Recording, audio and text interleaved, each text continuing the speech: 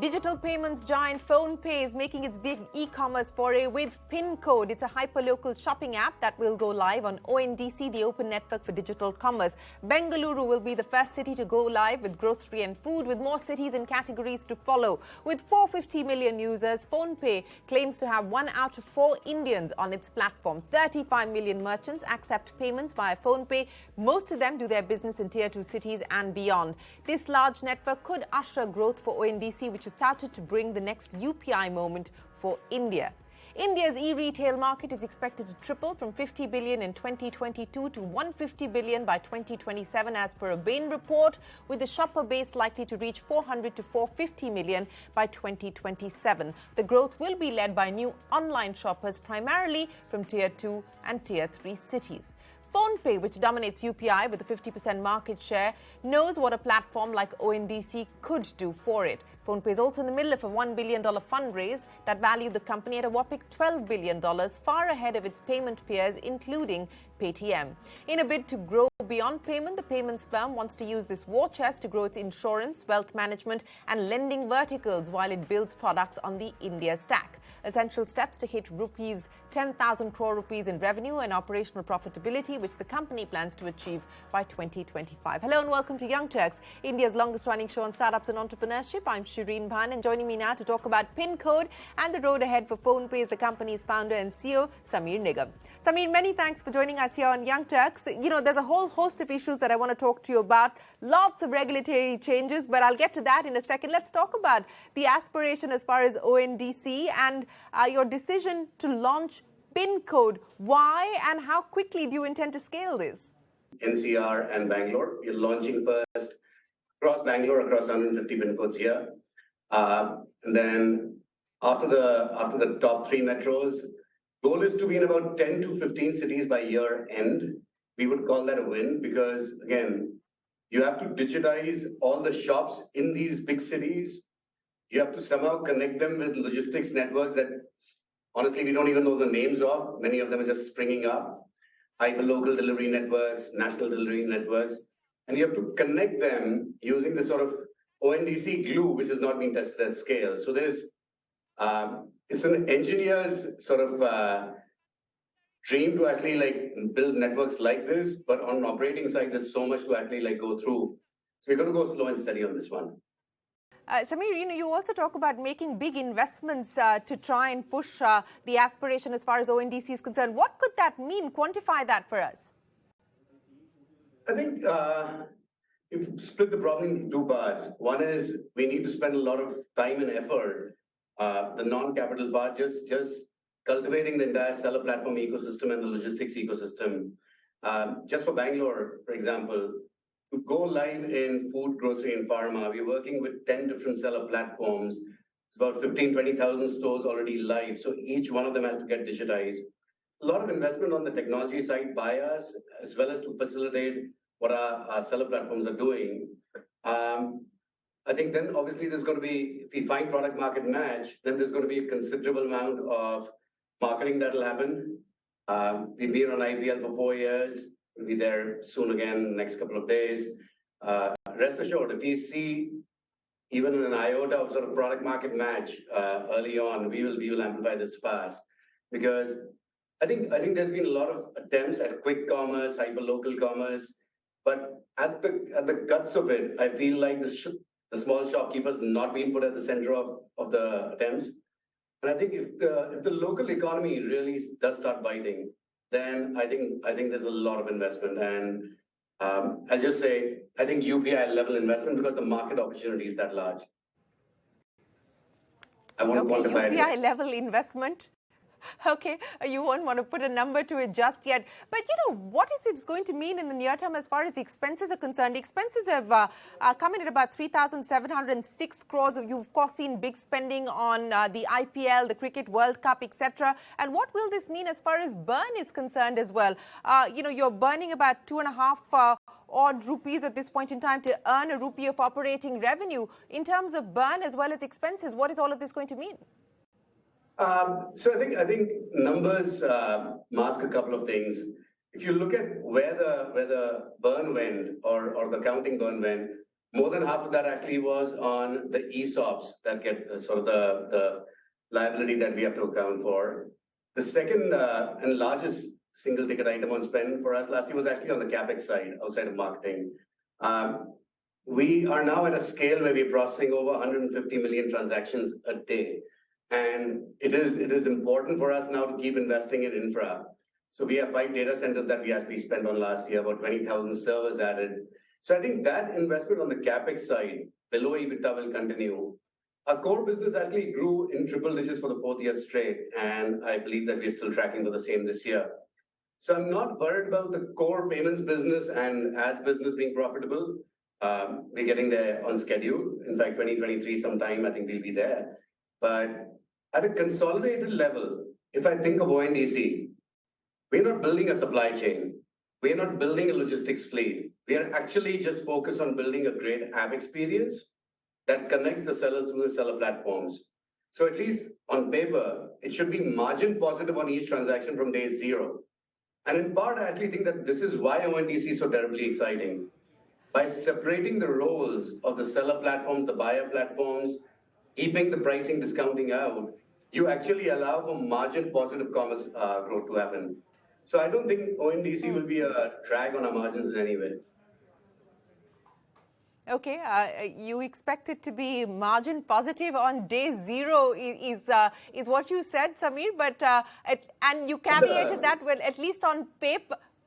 Sorry? At the contribution margin, it should definitely be positive. I think the brand development will be an investment, but again, I mean, that's a long-term investment. That's why I said it's very much like UPI for us. Let's talk about the changes that have come in over the last few days as far as UPI is concerned. What will the revenue impact be on account of the changes that have come in, especially as far as wallet loading fees are concerned, where PhonePe, like others, will have to pay a bank about 0.15% of the amount if it's over 2,000 rupees to load the wallet. What will the impact of the changes that have been announced by the NPCI mean for a company like yours? I think it's positive across the board. It's a long time coming.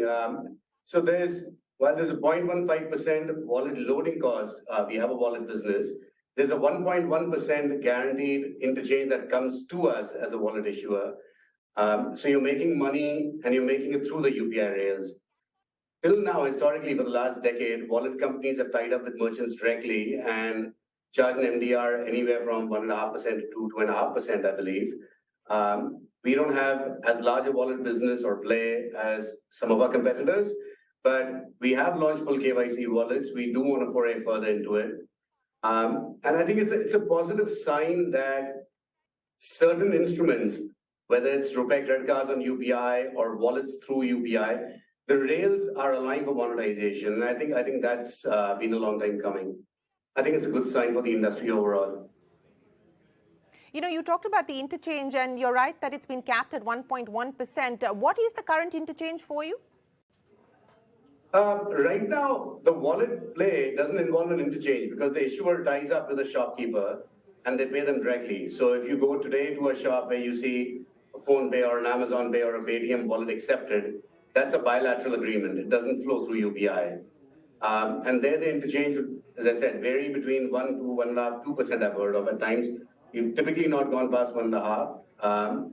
And now the interchange is what we would get paid by the bank or whichever, how should I put this? If we have acquired a merchant and somebody else's wallet gets used, then we'll pay the 1.1%.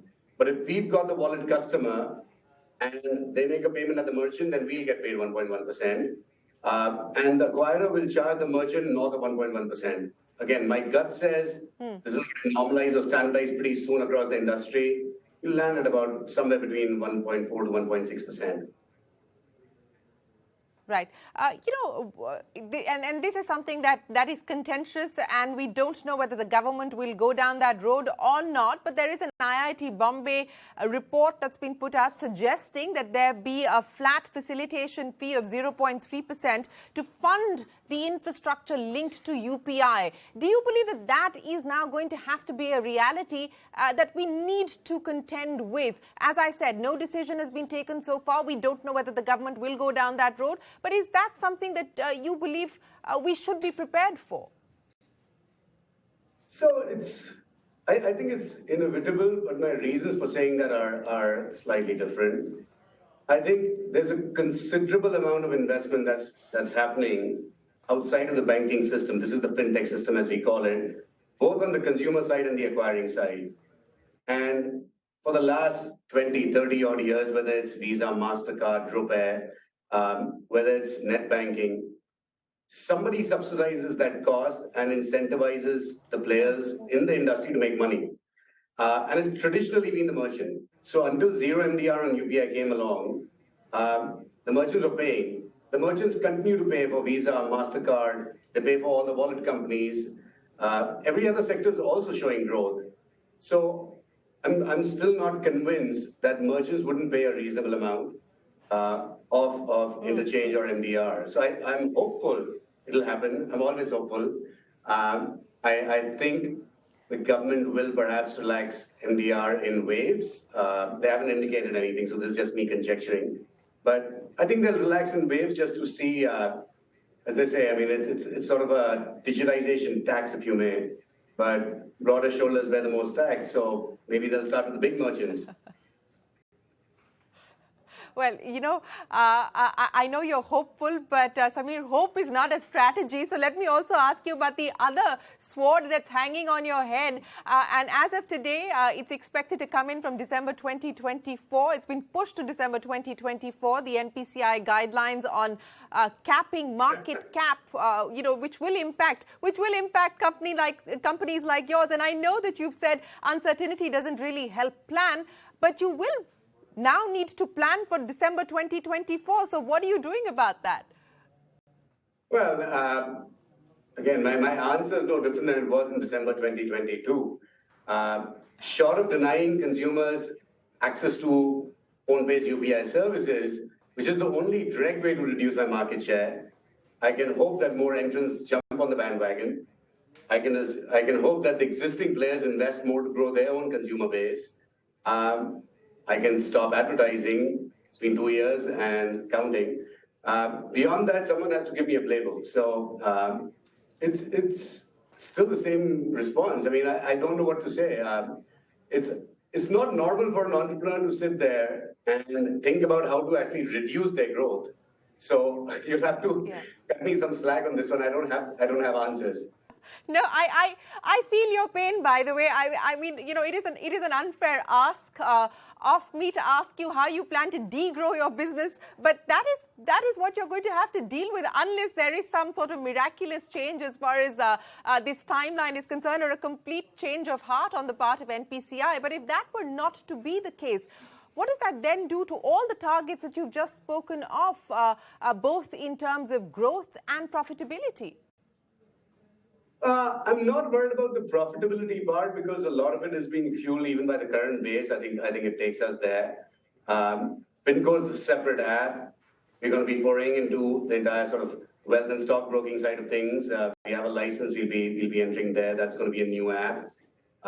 Lending scaling up really well for us on the merchant side to begin with. We'll enter consumer lending at some point.